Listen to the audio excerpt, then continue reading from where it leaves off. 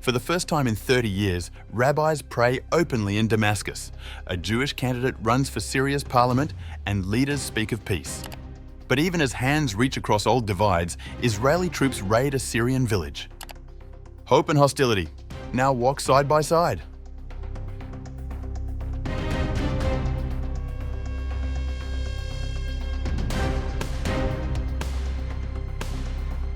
In September 2025, a Jewish delegation, including rabbis, academics, and even Israeli passport holders, visited Syria on a rare Goodwill mission.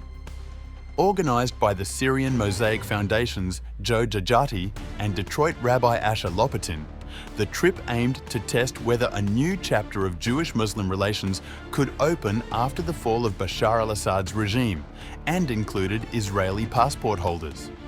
For the first time in 3 decades, Jewish delegates prayed at the Al-Franj synagogue and were welcomed at the Damascus National Museum. Lopatin, wearing his kippah openly, described Syrians as warm, respectful, and even more hospitable than in New York. I have this real connection with Syria.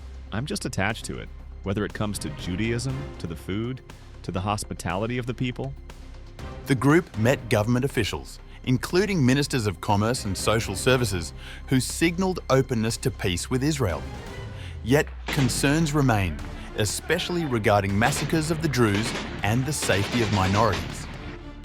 For Jajati, a Syrian Jewish émigré, the mission was deeply personal, reconnecting with heritage, food, and people.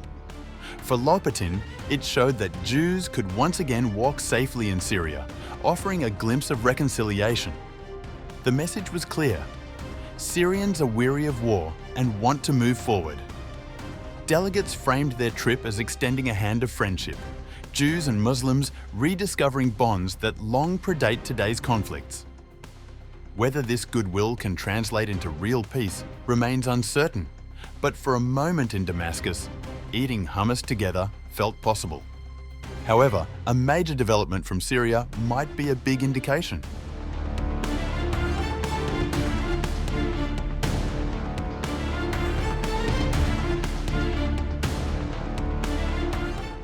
Syrian-American Jew Henry Hamra is running for a seat on October 5th in Syria's first legislature since the ousting of longtime dictator Bashar al-Assad.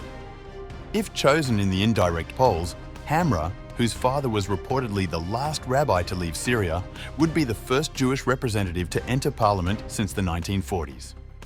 In the Jewish quarter of the old city of Damascus, posters on walls bearing Hamra's image alongside the Syrian flag could be seen reading, "Candidate for Damascus for the Syrian People's Assembly."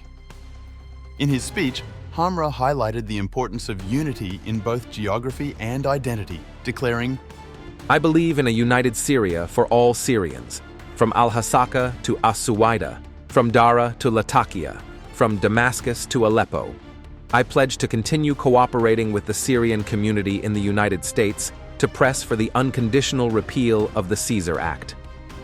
Local committees are to select 2/3 of the 210-seat legislature, with the rest nominated by Syrian President Ahmed al-Sharaa.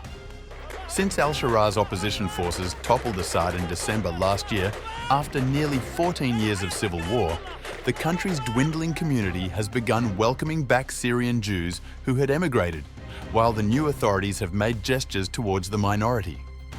In February, Hamra and his father, Rabbi Yusuf Hamra, visited Damascus from the United States, participating in a group prayer for the first time in more than 3 decades in the old city's Faranj synagogue. Syria's new authorities have pledged to protect the community's property, and al-Sharaa met with Syrian Jews as well as World Jewish Congress head Ron Lauder last month on the sidelines of the United Nations General Assembly, where al-Sharaa was the first Syrian leader to speak since 19. The return of Syrian Jews to parliament is positive, particularly with a new government.